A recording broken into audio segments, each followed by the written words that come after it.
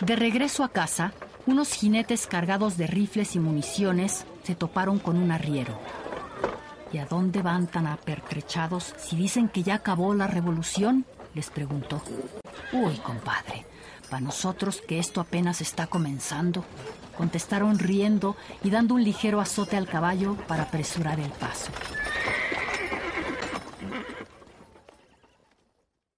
2. Unas nuevas elecciones habían llevado democráticamente a la presidencia a Francisco I. Madero y a la vicepresidencia a José María Pino Suárez. A los revolucionarios se les pidió que dejaran sus armas y regresaran a sus casas. Muy a su pesar, algunos obedecieron, pero otros no, pues pensaban que la revolución todavía no les hacía la justicia por la que habían luchado. Ya encarrilados, no hubo manera de detener la lucha de los zapatistas en el sur, ni las rebeliones de los antiguos revolucionarios en el norte con Pascual Orozco a la cabeza. El gobierno de Madero, pues, no logró convencer ni a los revolucionarios, ni mucho menos a los antiguos porfiristas. En febrero de 1913, apenas 2 años después de haber llegado a la presidencia, un golpe de Estado terminó con su gobierno y, de paso y a traición, con su vida y con la del vicepresidente. A Pancho Villa le había tocado defender al gobierno de Madero de su antiguo compañero de armas, Pascual Orozco, y su fama como aguerrido soldado que perseguía colorados, como se les llamaba a los orozquistas, ya andaba de boca en boca cuando su jefe, Victoriano Huerta, lo acusó de insubordinación. Se salvó de ser fusilado, pero no de ir a la cárcel. La lealtad que Villa le tenía a Madero habría sido motivo suficiente para lanzarse otra vez a la guerra cuando se enteró de su asesinato. Pero la sangre le debe de haber hervido cuando supo que el mismo Huerta, que lo había mandado al paredón, fue el que traicionó a Madero y que ahora se hacía llamar presidente de México. Por suerte, había logrado fugarse de la prisión justo a tiempo para organizar al ejército más grande y poderoso que tuvo la revolución, que iniciaría en marzo de 1913.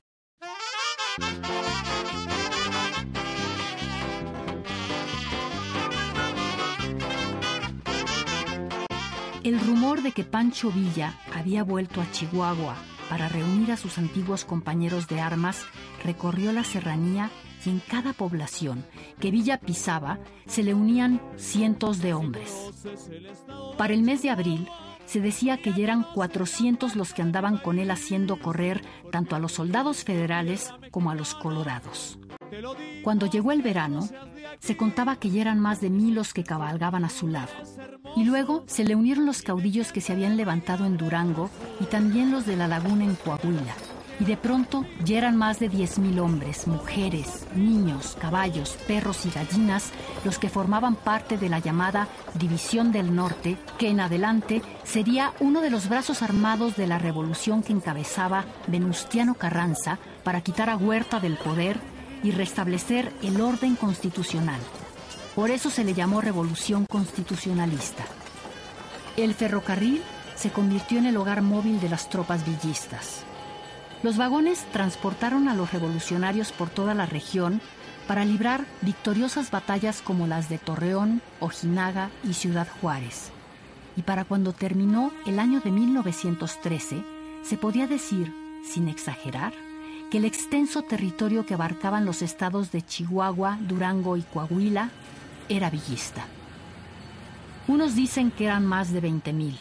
Otros aseguran que llegaban a 50,000 los hombres que con su sombrero negro tejano y paliacate rojo en el cuello se distinguían como villistas. Cuántas anécdotas, historias y leyendas sobre el invencible, el valiente, el sanguinario, el bondadoso Pancho Villa corrieron en ese tiempo. Su fama cruzó las fronteras y hasta los cineastas estadounidenses lo buscaron para sus películas.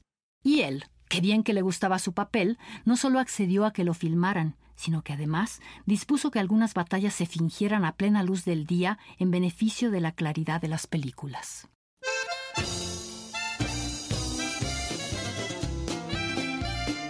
Corría el mes de junio de 1914 y la ciudad de Zacatecas tembló con la advertencia: ¡ahí viene Pancho Villa! El martes 23, antes de que aclarara el día, ya estaban las tropas rodeando la ciudad, dispuestas a dar una de las batallas más espectaculares e importantes de la Revolución Mexicana.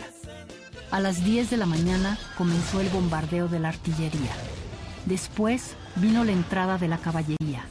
Y ya para las 6 de la tarde, en medio de una humareda que cubría toda la ciudad, se alcanzó a ver cómo huían las diezmadas tropas federales. En la noche, entre el bullicio que provocaban los festejos de los revolucionarios victoriosos, se escuchó esta copla. Ahora sí, borracho Huerta hará las patas más chuecas al saber que Pancho Villa ha tomado Zacatecas.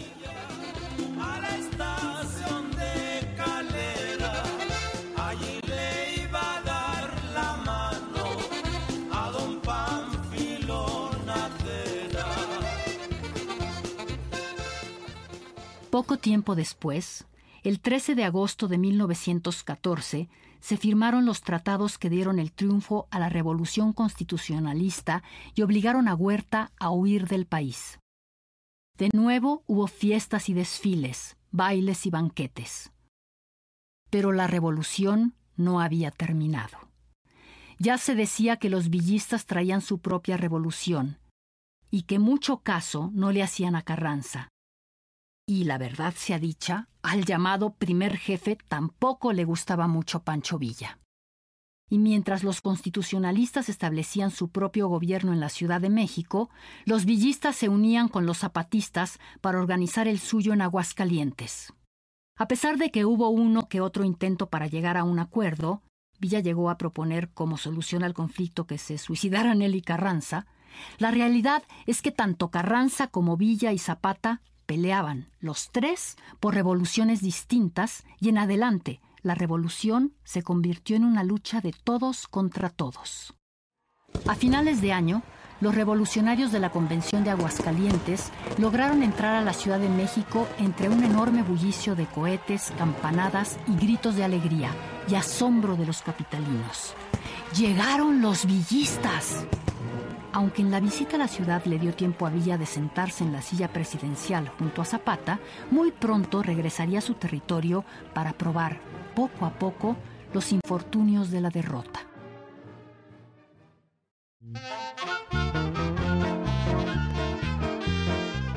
Fue en el año de 1915, en Celaya, Silao, León y Aguascalientes, cuando se pusieron frente a frente villistas y constitucionalistas. Estos últimos comandados por el famoso general Álvaro Obregón. Vencida militarmente la División del Norte, comenzó a deshacerse. Villa, con los fieles que le quedaban, regresó a la sierra chihuahuense para seguir peleando como en los viejos tiempos, como guerrillero, a salto de mata. Su nombre no dejó de ser noticia durante los 5 años siguientes. Tomaba plazas, confiscaba ganado y aparecía y desaparecía en los pueblos con gran facilidad. Incluso se dio el tiempo de atacar e invadir por unas horas la población de Columbus, en Nuevo México, provocando que una expedición estadounidense entrara al país en su búsqueda. Pero ni los soldados extranjeros ni las tropas de Carranza lograron verle el polvo.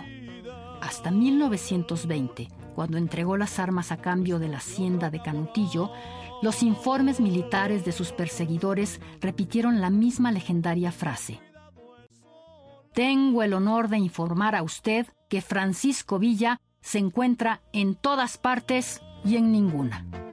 Aquí se acaban cantando versos de esta gran corrida.